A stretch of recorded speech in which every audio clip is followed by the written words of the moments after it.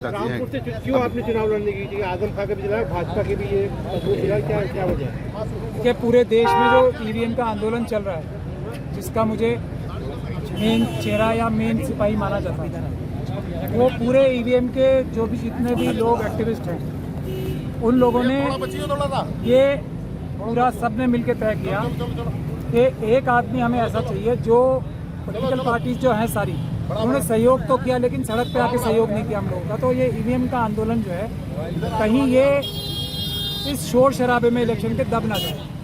तो एक इलेक्शन एक ऐसा व्यक्ति लड़े जो ईवीएम को ईवीएम के अंदर जाके भी घुस के भी हरा सकता है, उसमें सबसे देश में सबसे अच्छा आदमी मुझे माना गया। दूसरा ये था कि आप ऐसी मुश्किल जगह से चुनाव लड़ें जो भारतीय जनता पार्टी की जीती हुई सीट हो, जहाँ पुलिस और प्रशासन का एकदम डर और टेरर हो, क्योंकि इन दोनों चीज़ों को भी दूर करने में संवैधानिक और कानूनी रास्ते से आप सबसे अच्छे आदमियों में से एक माने जाते हो देश के। तो इसीलिए रामपुर चुनी गई है, सारे ईवीएम के एक्टिविस्ट ने चुनी है ये कि रामपुर में, क्योंकि भारतीय जनता पार्टी की जीती हुई सीट है, तो कोई भी जो भारतीय जनता पार्टी के खिलाफ जो कैंप है उसको कोई नुकसान नहीं होगा इस सीट को लड़ने से। पहली बात सबसे महत्वपूर्ण ये।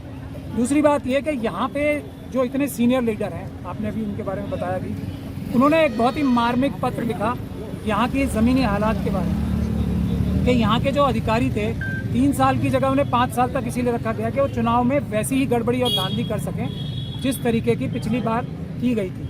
तो ये इलेक्शन कमीशन जो है हज़ारों करोड़ रुपए खर्च करती है इस बात के लिए कि लोग ज़्यादा से ज़्यादा तादाद में वोट डालने आए। ये बात तो सही है ना, वोट ज़्यादा डालें, इसके लिए इतने हज़ारों करोड़ रुपए कैंपेनिंग चलती है, बड़े बड़े फेसेस इसके लिए एंगेज किए जाते हैं। और रामपुर में क्या हुआ, देश के बाकी जगह भी हुआ, जो कमजोर वर्ग थे उन्हें घरों के अंदर से निकलने नहीं दिया गया। ऐसी खबरें हमारे पास आई। तो इसलिए भी मुझे चुना गया है कि मैं इन सब चीज़ों को रोक लगाने में देश का सबसे अच्छा व्यक्ति माना जाता हूँ। तो मैं ये ऐलान करता हूँ यहाँ से, आज के बाद रामपुर में संविधान और कानून का राज चलेगा। किसी की गुंडाई, चाहे वो वर्दीधारी गुंडे हो या दूसरी तरह के गुंडे हो, गुंडाई नहीं चलेगी। इस बात का ऐलान करने में आया हूँ। देखिए, मैं वही हूँ ना, इस बहुत 2 महीने से कौन सा प्रचार कर रहे हैं आप? मैं अभी भी बता रहा हूँ आपको कानूनी तौर पे, इसीलिए मुझे चुना गया ना। ये मुश्किल सीट है जो भारतीय जनता पार्टी की जीती हुई सीट है, कि कानूनी तरीके से, और मैं ये साबित करके दिखाऊंगा आप सब लोगों के सामने आने वाले दिनों में।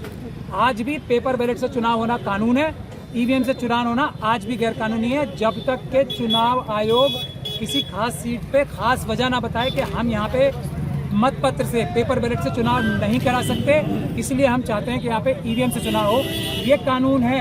एक भी जजमेंट ऐसी नहीं है सुप्रीम कोर्ट की या हाई कोर्ट की जो ये कहे कि पेपर बैलेट से चुनाव नहीं होने चाहिए। एक भी जजमेंट ऐसी नहीं है हाई कोर्ट और सुप्रीम कोर्ट की कि चुनाव सिर्फ ईवीएम से होने चाहिए। ये मैं साबित करूंगा आप लोगों के सामने सबूत के साथ। क्या आपको लगता है यहाँ पर धांधली होने वाली है? धांधली तो पूरे देश में हो रही है ना। ईवीएम के माध्यम से 20% वोट एक्स्ट्रा लिए जाते हैं एक खास राजनीतिक शक्ति द्वारा। इसी के खिलाफ समाजवादी ने यहाँ से यूँ बाइकाट करा कि यहाँ पर धांधली का आरोप लगाया पिछले चुनाव में। धांधली खत्म करने के लिए मुझे देश में सबसे अच्छा व्यक्ति माना जाता है। आपने आजम खां के साथ क्यों ऐसा करके चुनाव नहीं लड़ा? नहीं, मैं तो सब जो लोग आरएसएस और बीजेपी के खिलाफ है